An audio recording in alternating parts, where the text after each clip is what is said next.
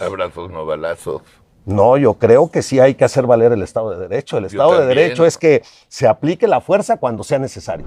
Y hoy a la policía le da miedo someter a una persona porque la persona después anda demandando a la policía por atropellar sus derechos humanos. ¿Qué nos ganamos con tener un buen sistema de juicios orales si el sistema de seguridad pública está fallando? Se están cometiendo más delitos de los que se debería de cometer por falta de una seguridad preventiva. Porque para poder llevar a cabo esa aplicación del Estado de Derecho no solamente debe intervenir el gobierno, sino la propia sociedad, y pareciera que cuando a la sociedad o a miembros de la sociedad no les ha tocado en carne propia algún tema, no se ocupan. Creo que hemos sido, si tú me permites esta expresión, una sociedad pasiva por mucho tiempo. La sociedad, si saliéramos todos a votar, no se pueden hacer fraudes sobre una eventual comparecencia masiva de gente a votar. Pero necesitamos despertar a la gente. Fui el único candidato que ingresé a Aguililla. Fíjate. Y cuando me preguntaron por qué iba yo a Aguililla con todos los peligros que había, les dije que iba a Aguililla porque Aguililla también era Michoacán. Claro. Y que el que quisiera ser gobernador de Michoacán debería de ir a todos los lugares de los cuales se quería responsabilizar.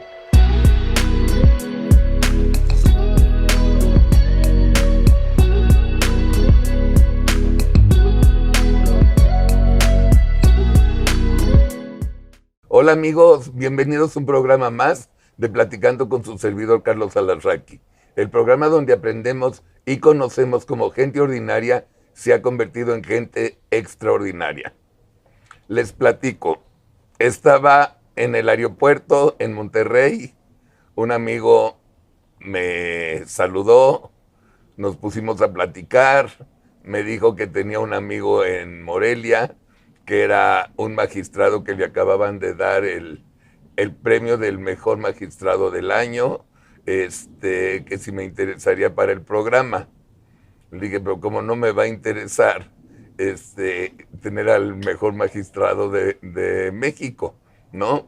Y es un placer tener al magistrado Juan Antonio Magaña, de michoacano, ha sido procurador de la República en el estado de Michoacán, precandidato a la gobernatura también, un gran ser humano. Y lo quise invitar porque creo que hay un tema bien importante que muy poco hablamos aquí en el programa, que es el Estado de Derecho. Así es. Magistrado, la semana pasada tuvimos a Ildefonso Guajardo. Nos platicó en resumen la persecución idiota que le estaban haciendo. Hicimos una comparación con Rosario Robles. Era bastante parecida. A Rosario Robles la metieron a la cárcel injustamente. Ya pasó un año en que también dice la ley que si en un año no estás juzgado tienes derecho a la libertad o algo así. Ricardo Anaya salió corriendo de México por la persecución que le tiene López Obrador, para que no esté en la boleta en caso que decidan que él sea el candidato a la presidencia. Ovalle, un senador Ovalle, ¿no? Ex senador Ovalle, fue a presentarse en buena onda al reclusorio norte y sobres lo metieron y no ha salido. ¿Qué estamos viviendo? Y bienvenido. Muchas gracias, Carlos. Es un gusto saludar. En principio, debo agradecer esta hospitalidad y decirte que casi siempre he cumplido grandes anhelos en mi vida. Y haber platicado el día de hoy y estar platicando contigo se me ha cumplido uno de ellos. Ay, qué bueno. Por eso, pues, gracias. debo de agradecer que la vida a veces está lleno de coincidencias y de circunstancias, y hoy estamos teniendo una feliz coincidencia. Sí, bienvenido. Bueno, muchas gracias. Y bueno, efectivamente, el reconocimiento a que te referías fue con motivo del Día del Abogado, que se entrega un reconocimiento a cada una de las disciplinas, y en materia de impartición de justicia tuvimos la suerte de, en este año, recibir ese reconocimiento. Esto se debe porque... Suerte y talento. Pues hemos venido, en el Poder Judicial tengo 35 años trabajando, empezando desde los puestos de menor responsabilidad, ser archivista, mecanógrafo, hasta haber sido juez, magistrado y presidente del Supremo Tribunal de Justicia de Michoacán. Me tocó llevar a cabo la implementación del nuevo sistema de justicia penal en Michoacán, y a tu pregunta de qué es lo que está pasando, debo decirte que más allá de los temas específicos de las personas, estamos viviendo una lenta transición al nuevo sistema de justicia penal. No se está aplicando el sistema de justicia penal como su naturaleza, este sistema lo pretendiera. Empezando porque en el nuevo sistema de justicia penal lo que se debe de privilegiar es la libertad de las personas. El viejo sistema era tan duro que teníamos una lista de todos los delitos donde más allá si la persona resultaba peligrosa o no, se tenía que quedar en prisión preventiva. Lo que se pretendió con el nuevo sistema es privilegiar la libertad y que solamente los jueces, haciendo una revisión sobre el tipo de vida que pueda llevar quien es imputado, si se puede sustraer de la acción de la justicia o no, lo pudiera dejar en prisión preventiva. Si no resultaba un peligro el que se sustrajera, en teoría este sistema debe de permitir la libertad. Sin embargo, Carlos, se vino llevando a cabo una serie de transformaciones que ya no dan originalidad al nuevo sistema de justicia penal. En el nuevo sistema no debe de existir un catálogo de delitos graves y hoy tenemos un catálogo. Hoy al juez se le obliga a decir, independientemente de que la persona represente un peligro de sustraerse o no, simplemente porque el legislativo dijo en una lista que no podía salir, no puede salir. Y después hay otros delitos que no siendo graves, como algunos de los casos que tú estás mencionando, el juez tiene que razonar por qué, a pesar de que el delito no es grave, no le permite la prisión preventiva. En conclusión, creo que se está trastocando la naturaleza del nuevo sistema de justicia penal, donde pareciera que a partir de cierta época a la fecha se está haciendo un endurecimiento del derecho penal, que no es lo que pretendía el nuevo sistema de justicia penal. Cuando María de los Ángeles Frommo era la responsable de la nueva ley de justicia penal, me invitó a que haga la campaña de lanzamiento. La hicimos. Y llegó López Obrador y la quitó. Dentro de esa ley de justicia penal era que se pongan de acuerdo el agraviado y el agravante, que se pongan de acuerdo enfrente de un juez y se acabó. Que podías hacer cárcel preventiva en tu casa, que tenías derecho a gozar la libertad. Llegó López Obrador y la quitó. Eso es, más que el aeropuerto, es lo que más rabia me dio, porque nadie vive seguro en México. No hay una seguridad. Un magistrado sobrino de Dolores Padierna, por la mala leche y por consigna, metió a Rosario Robles, y sabemos que es mala leche, sí lo sabemos. ¿Qué podemos hacer los ciudadanos normales que tenemos otras preocupaciones? Ir al súper, que nuestros hijos regresen bien contentos de la escuela sin broncas, nuestras parejas estén sanas y salvas. No opinamos, y nadie le dijo nada a López Obrador, que era un terrible retroceso, otro más, de que no podamos gozar de la libertad provisional. El sistema de justicia penal no solamente es el tema de los juicios orales, como lo hemos dicho, sí, Carlos. Tiene que ver tres columnas esenciales. El primero, que es tener una seguridad preventiva. Lo que se trata es de que no se cometan los delitos. Claro. La segunda es precisamente la oralidad en los juicios, de cuando ya se cometió un delito, pues se lleve a las personas a juicio y se pueda privilegiar el que haya medidas alternas de solución para poder dar respuesta al reclamo que hace la víctima. Y una tercera columna que tiene que ver con el sistema penitenciario. Las tres columnas deben de funcionar exactamente igual. ¿Qué nos ganamos con tener un buen sistema de juicios orales si la el sistema de seguridad pública está fallando. Se están cometiendo más delitos de los que se debería de cometer por falta de una seguridad preventiva. ¿O qué nos ganamos con tener una buena justicia si en el sistema de ejecución de penas no se ocupan de quienes están privados de la libertad? Yo les he puesto este ejemplo en el tema de las prisiones, Carlos. Si tú vas a un hospital porque estás enfermo y te dejan adentro del hospital sentado en una silla sin aplicarte ningún tratamiento, ¿te vas a curar? No. No. Necesitas análisis, necesitas medicinas. Y cuando nosotros internamos a una persona porque cometió un delito y va a compurgar una pena, si creemos que por estar encerrado en la cárcel se va a componer, también estamos equivocados. Tampoco. Necesitamos medidas terapéuticas, psicológicas, hasta de enseñanza dentro de los establecimientos penitenciarios para que estas gentes vengan a reincorporarse de la mejor forma a la sociedad. Pero nos están fallando los tres ejes.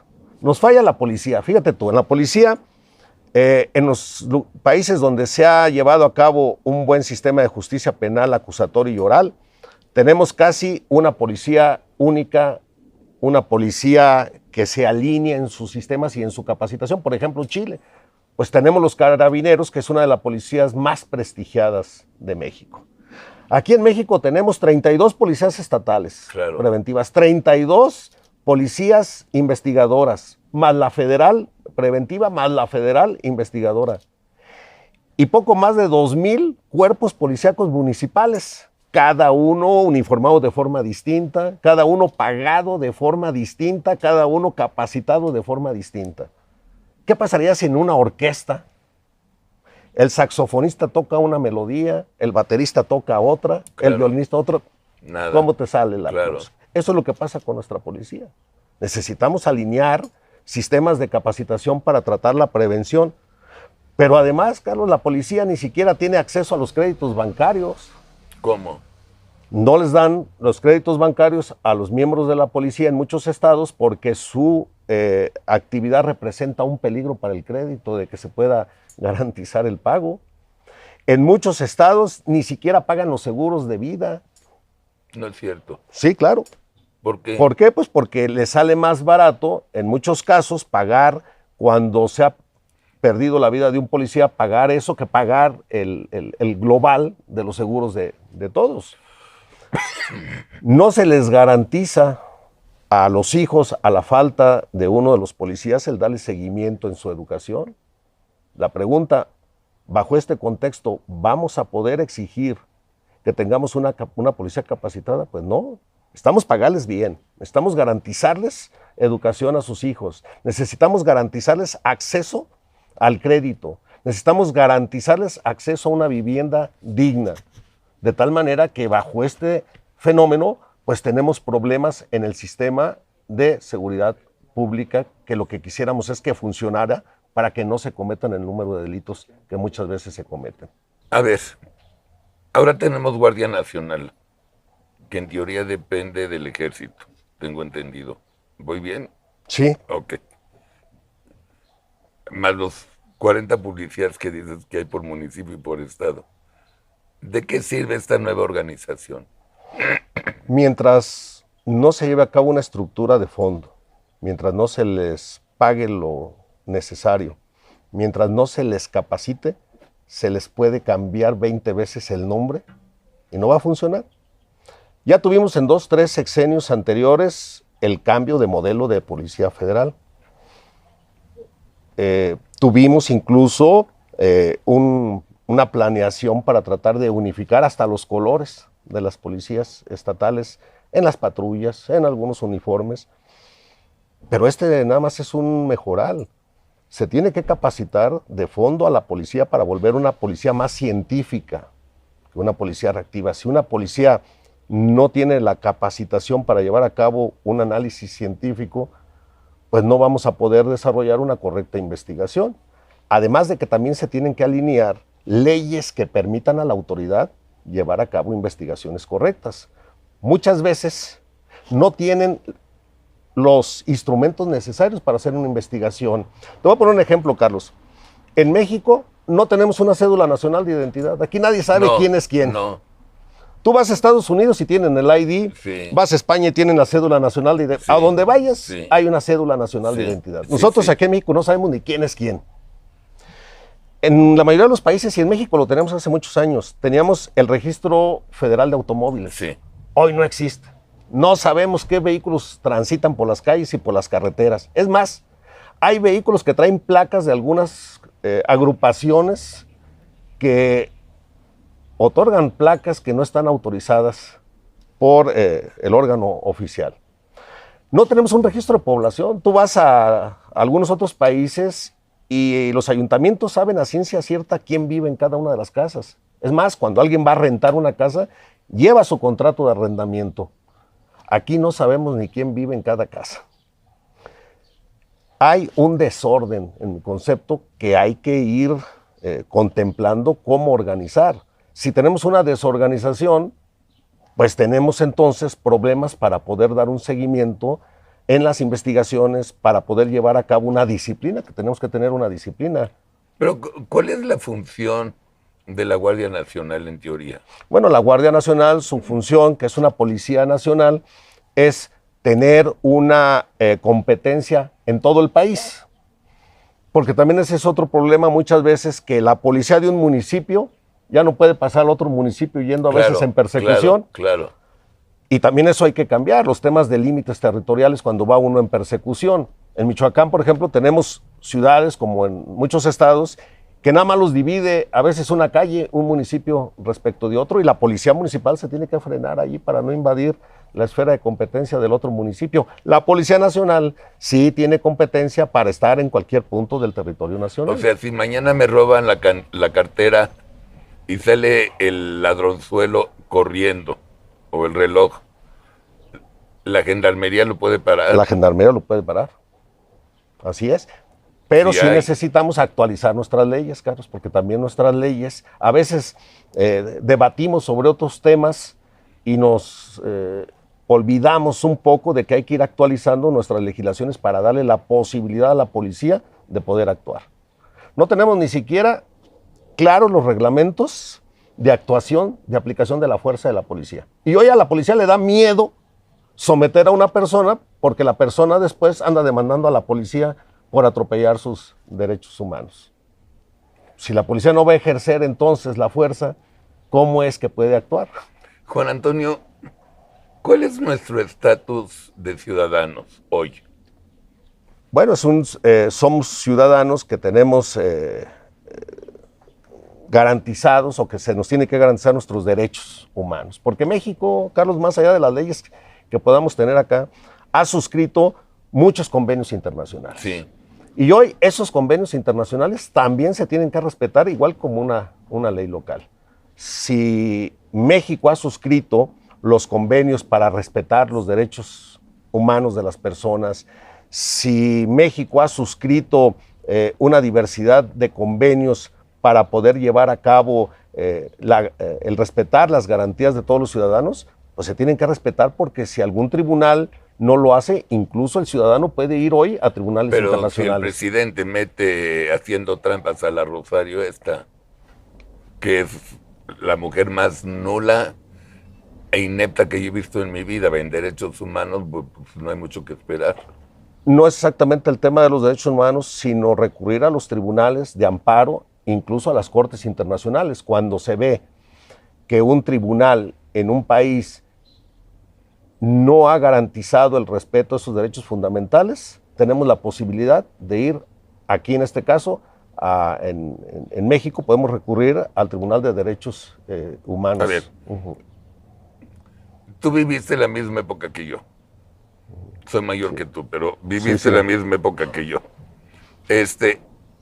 Con que yo sea amigo del juez o amigo del primo del juez, tu seguridad ya no era segura.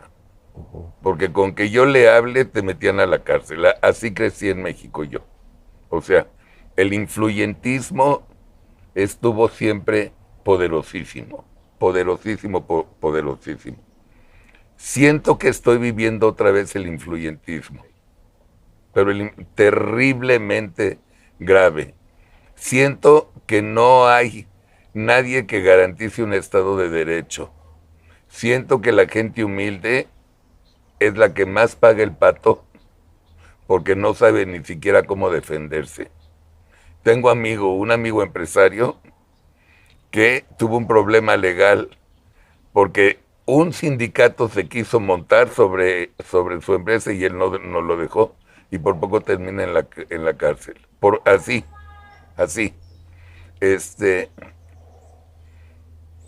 Y no terminó en la cárcel porque movió influencias, que afortunadamente funcionaron. Eso fue en Monterrey. ¿En qué país vivimos? A ver, ya supe en qué país vivimos. ¿Vamos a estar así jodidos siempre? O sea, ¿vamos a seguir viviendo sin Estado de Derecho? No, yo creo que lo que necesitamos es privilegiar el Estado de Derecho. ¿Pero por qué no se privilegia?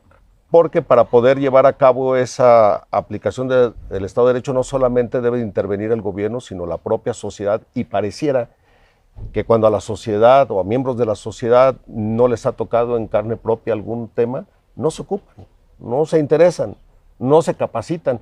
Yo digo que cuando menos los ciudadanos mexicanos deberíamos de conocer los primeros 19, 20 artículos de nuestra Constitución que manejan los derechos humanos. Si tú le preguntas a un mexicano cuáles son sus derechos, no los conoce. Y entonces, ¿cómo los vamos a reclamar si no tenemos ni idea qué derechos tenemos? Yo creo que este es un tema de educación que desde la primaria se nos debe de enseñar cuáles son nuestros derechos y cómo debemos de exigirlos. Pero los damos por hechos. O sea, a ver, yo no sé mucho de todo esto, pero yo sé que puedo caminar en la calle a la hora que quiera, votar por quien yo quiera, cambiar los dólares a pesos las veces que yo quiera, caminar en libertad como yo quiera, salir de México de viaje cuando yo quiera. O sea, yo sé que mi país es democrático, yo lo sé. O sea, no tengo... Si me porto mal, pago el pato. Perfecto. Ahora, ahí viene la conversación, ¿cómo se paga el pato? ¿A lo gringo que te dejan salir bajo fianza? ¿O vas tanque hasta que salga el juicio? ¿O cuando quieras que salga el juicio? Es que eso es lo que no debería de ser. Ese es lo que altera el nuevo sistema de justicia penal. En mi concepto, porque comentaba al principio, a mí me tocó la implementación del nuevo sistema en Michoacán y trabajé en forma conjunta con Ángeles Fromo, Rangel. Sí. Y de manera conjunta trabajamos de cómo debería de implementarse el nuevo sistema de justicia penal, donde se privilegiara la libertad de las personas. Me parece que si estamos en un nuevo sistema de justicia penal, no debería de haber cárcel por delante preventiva. Pero ya lo quitó López Obrador. Sí, hay que llevar a cabo las acciones de amparos correspondientes para que la justicia federal, a través de la Suprema Corte, pueda delinear los criterios. Juan Antonio, ¿quién se ampara? ¿Cómo sabemos nosotros eso? Nosotros estamos preocupados en ir a trabajar, regresar, que los niños hagan la tarea, que no les dé coronavirus. ¿Cuánto nos va a costar el amparo? Yo no tengo dinero para un amparo, mi vecino tampoco. No es tan fácil. Pero hay que hacerlo, Carlos, porque hay defensores públicos que la Federación paga para los ciudadanos que no tienen dinero para poder pagar un amparo, les puedan llevar a cabo el planteamiento de esa defensa de sus derechos frente al embate del Estado. El amparo, como aquellos juegos que teníamos en nuestra niñez, es un engarrótateme ahí, sí, no te muevas. Sí. Eso es el amparo. Sí. Entonces, cuando nosotros sentimos que nos han agraviado en alguno de nuestros derechos, hay que plantear un amparo y decir a la autoridad que nos está agraviando, párate. No puedes moverte hasta en tanto no se resuelva si me estás violando o no nuestros derechos constitucionales. Pero mientras ya estoy en la cárcel. Pero mientras tanto es, párate. Pero, ¿no? Juan Antonio, mientras ya estoy en la cárcel.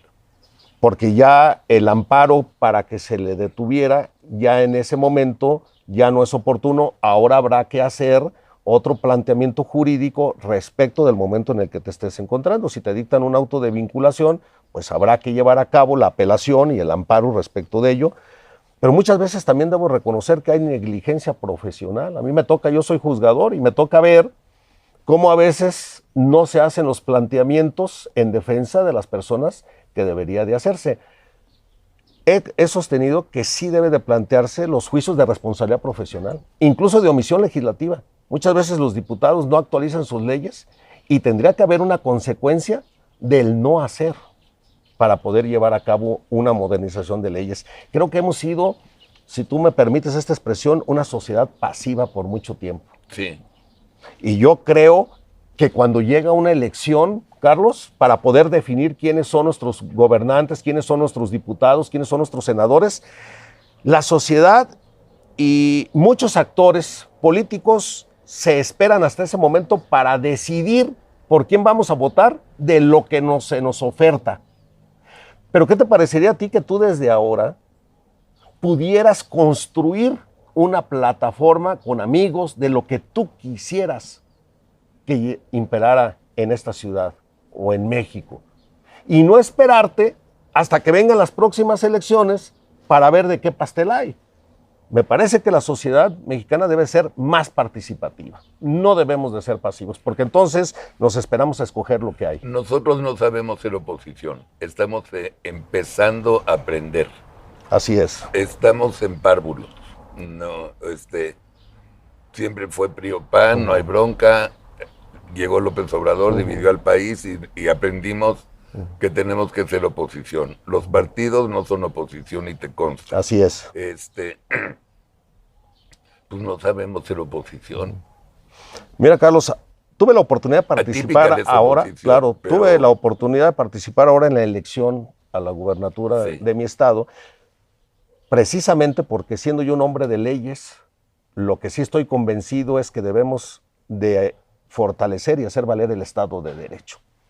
Fui el único candidato que ingresé a Aguililla.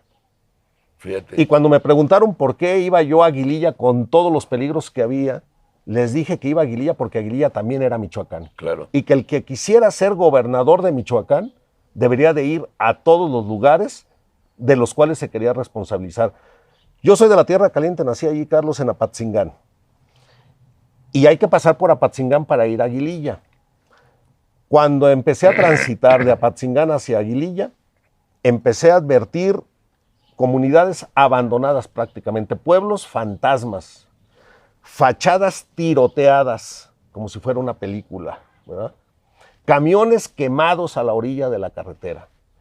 Y es cierto que hay presencia del crimen organizado, Carlos, pero ¿sabes qué me da más pena? El abandono del Estado, de toda esa gente que está necesitada de oportunidades, que está necesitada de educación, que está necesitada de que el Estado se responsabilice del espacio que tiene la obligación y de la gente que tiene obligación de responsabilizarse. Y no es pretexto decir que hay la presencia del crimen organizado, porque ellos llegan a los espacios que se les da la oportunidad de que lleguen.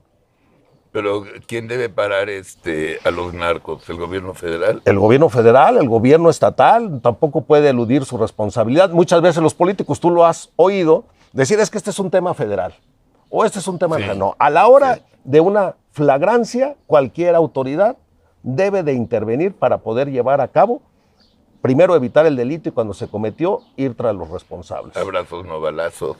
No, yo creo que sí hay que hacer valer el Estado de Derecho. El Estado de Derecho es que se aplique la fuerza cuando sea necesario. Y no podemos solamente tener cuerpos policíacos de adorno, porque se les va a faltar el respeto por parte también de la delincuencia. Creo que necesitamos una sociedad participativa. Necesitamos una sociedad que exija sus derechos. Necesitamos una sociedad que conozca cuáles son sus garantías. Necesitamos una sociedad, Carlos, que hoy vea a los candidatos como candidatos y no por los partidos políticos. Que analice quién les oferta mejores soluciones a los reclamos que se están planteando. Y no que vayamos en grupo, muchas veces con los ojos cerrados, a votar por los colores como tradicionalmente se ha hecho. Yo creo que si queremos un cambio, tenemos que ser parte del cambio. A ver, para que entienda el público, lo que es... Quitó López Obrador la revocación. Ok, la nueva ley de revocación. ¿Qué teníamos que haber hecho en ese momento? ¿Mentarle la madre? ¿Un grupo de gente de la sociedad? ¿Ir, pararse como tontos afuera de Palacio y que nos pase lo mismo que le pasó a Lía Limón y a Mauricio Tabe? ¿O qué es lo que teníamos que haber hecho para no permitir que cambien la nueva ley de justicia penal. Si nosotros no estamos de acuerdo con lo que está sucediendo, ir por la vía del derecho votando por los que hacen las leyes. Ese es nuestro primer error, votar por los partidos políticos. Tú tienes que votar por las personas. Y tienes que ver qué es los que te ofertan, los que quieren ser diputados, que son los que van a ir a solapar o no las leyes que ya existen. Pero esos ni hacen campaña. Pero a la hora del voto, tu poder está en el voto. ¿Sabes qué pasa? ¿Cuántas gentes no van a votar el día de las elecciones? 55, 60%. Si no es que más. 60%. Si no es que más. ¿Sí? ¿Tú crees que un dirigente o un gobernante puede llevar a cabo una legitimidad sobre un 30% del padrón que fue a votar? Pues no. De tal manera que ahí estamos advirtiendo también lo pasivo de la sociedad. La sociedad, si saliéramos todos a votar, no se pueden hacer fraudes sobre una eventual comparecencia masiva de gente a votar. Pero necesitamos despertar a la gente. Pero a ver, Juan Antonio, vamos a ser específicos. Ya ganó López Obrador, ya está en la Cámara de Diputados, ya es presidente, pasan 3 meses, quitan la ley de justicia penal. ¿Qué tenía que haber hecho la sociedad? Se pueden hacer planteamientos de reformas a partir de pedimentos sociales. Los grupos sociales pueden comparecer a las cámaras de diputados para poder llevar propuestas de lo que consideran debe de ser una ley. Pero muchos legisladores, confiados en que la sociedad no se involucra en esto, pues muchas veces ellos hasta votan leyes que nosotros ni siquiera sabíamos que se llevaron a cabo en el seno de los congresos de los estados o del Congreso de la Unión. Por eso es que estoy señalando que la sociedad debe de ser más participativa. En el estado de Michoacán, por ejemplo, puede haber iniciativa de ley a partir de grupos sociales. El Poder Judicial en Michoacán... Así debería ser. El Poder Judicial en Michoacán tiene posibilidad de iniciativa de ley. No estamos dependiendo de que los diputados lo quieran hacer o no. Claro, ellos lo aprueban finalmente, pero ya está el planteamiento que se puede hacer de forma directa. Entonces, estarás de acuerdo en que bajo esa tesitura hay pasividad de la sociedad. Necesitamos despertar. Nos falta como sociedad todavía muchísimo que aprender. Y yo te preguntaría, ¿y por qué nos cambia la mentalidad cuando vamos a otro país, Carlos? Aquí vamos tirando basura por las ventanillas de los vehículos, no llevamos el cinturón muchas veces de seguridad puesto y apenas pasamos la frontera con los Estados Unidos y nosotros mismos agarramos el cinto, respetamos. Porque ¿verdad? la ley sí sirve. Ahí sí. Y tenemos las mismas leyes propiamente. Pero la diferencia es que los gringos sí la llevan a cabo. Esos, si te pasas de la línea amarilla, te pegan 3 gritos y no te pasas de la línea amarilla. O sea, te quedas atrás de la línea amarilla hasta que te toque tu turno. Así es. Pero la misma sociedad ha empujado a que eso ocurra. Porque Sí. la misma policía en los Estados Unidos comete violación a derechos humanos. Sí, sí. Pero en su mayoría la sociedad ha empujado a respetar la ley, porque si la mayoría de la sociedad no respetara la ley, no habría policías suficientes para poder controlar a una sociedad que ha crecido bajo una capacitación de lo que debe hacer y de lo que no debe de hacer. Yo te aseguro que aquí en México ni siquiera en la primaria nos han enseñado por dónde atravesar las calles. No sé si tú cuando vas a abordar tu vehículo le des una vuelta a tu vehículo para ver que no esté ponchada una llanta, porque a veces nos subimos sin fijarnos, Sí. lo arrancamos y ya a las 3 calles vamos con una llanta Sí. ponchada. No hacemos las revisiones pertinentes, nada de eso nos enseñan. Por eso insisto que lo que se requiere es una capacitación de la sociedad desde la primaria. ¿Tú te acuerdas que en la primaria llevábamos una materia que se llamaba Historia y Civismo? Digo, Sí. se llamaba porque hoy Sí. no aparece bajo Sí. esa connotación, y nos enseñaban bajo el civismo a darnos los buenos días entre vecinos. Así es, así es. Hoy ya no nos saludamos, Así es, así no es. sabemos ni quién vive al lado de nuestra casa. ¿No crees que falta una nueva arquitectura social? Mucho. Yo creo que esa es la clave. Estamos desorganizados, vamos en una barca donde cada quien rema para distintos lados. Y en ese sentido, considero que sí necesitamos una capacitación social. Yo pugno por una capacitación social, por una nueva arquitectura social que nos dé la posibilidad de avanzar en esa barca hacia un puerto. Mientras eso no ocurra, nos vamos a echar la culpa a gobierno, sociedad. Pareciera que hay algunos lugares de México que no es México. Cuando uno va y los ve en el total abandono, es penoso lo que sucede. Y creo que lejos de pensar en hacer más pobres a los ricos, hay que ayudar a los pobres a que tengan mejores circunstancias de vida. Seguro. Hablemos de Michoacán. Están revisando la elección, ¿verdad? Está impugnada la elección. En este momento se está revisando por la Sala Superior del Tribunal Electoral del Poder Judicial de la Federación. De la Federación. Así es. No ha concluido técnicamente el proceso electoral en Michoacán. Dos opciones, que se ratifique o no. Así es. Si no se ratifica, ¿qué pasa? Si no se ratifica, si se declarara una nulidad de la elección, tendría que convocarse a elecciones extraordinarias. El cambio en Michoacán del gobierno tendrá que suceder el día 1 de octubre, ya en próximos días. El gobernador actual cesa sus funciones en el último minuto del día 30 de septiembre, que a propósito es el natalicio del generalísimo Morelos. Sí. Si hubiese un acontecimiento de esta naturaleza, tendría que designarse un gobernador interino que convocara elecciones dentro de los 6 meses siguientes. Si la Sala Superior ratifica la elección, quien obtuvo los números de acuerdo al Tribunal Electoral del Estado de Michoacán ya tiene que entrar en funciones a partir del primer minuto del 1 de octubre. Si hay nuevas elecciones, ¿es los mismos candidatos o otros cambian? Bueno, yo considero que si hubiese alguna nulidad donde se pudiera considerar alguna violación, alguna reglamentación electoral por alguno de los candidatos, vamos a decirlo así, el candidato perdedor ya no podría participar en la elección. El perdedor. Pero los otros sí pudieran participar. Ok.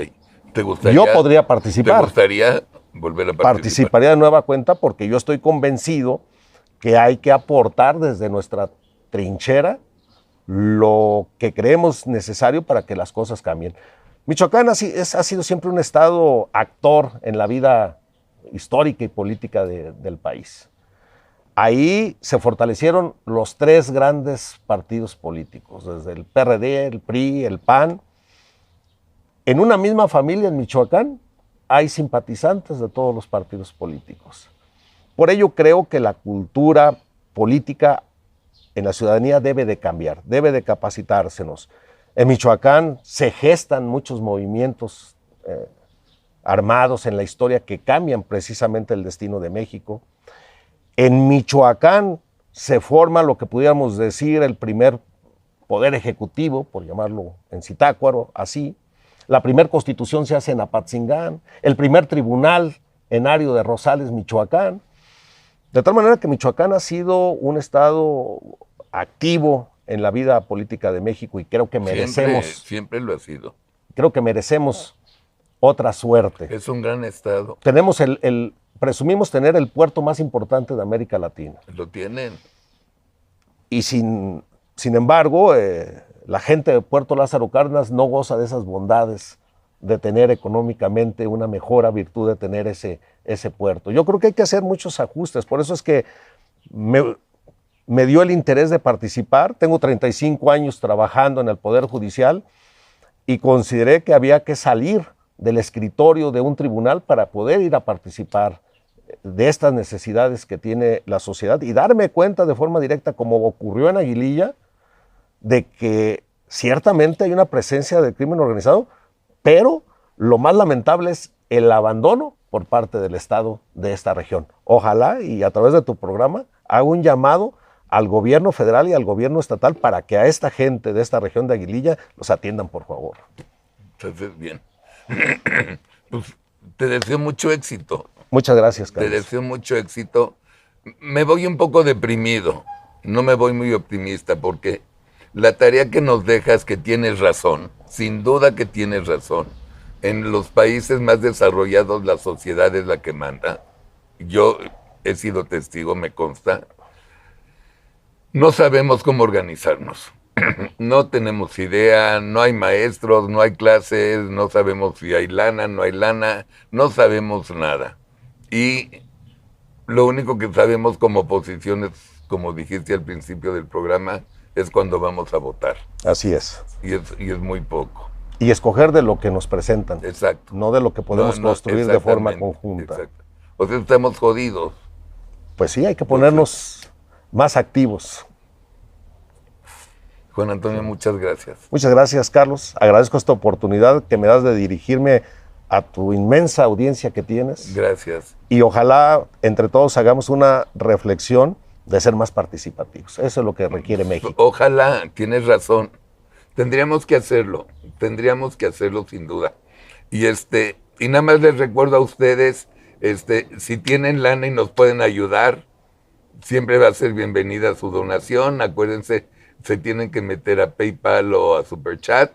Y si no se han suscrito, les conviene suscribirse a Typical, ya sea en YouTube o Facebook o los dos.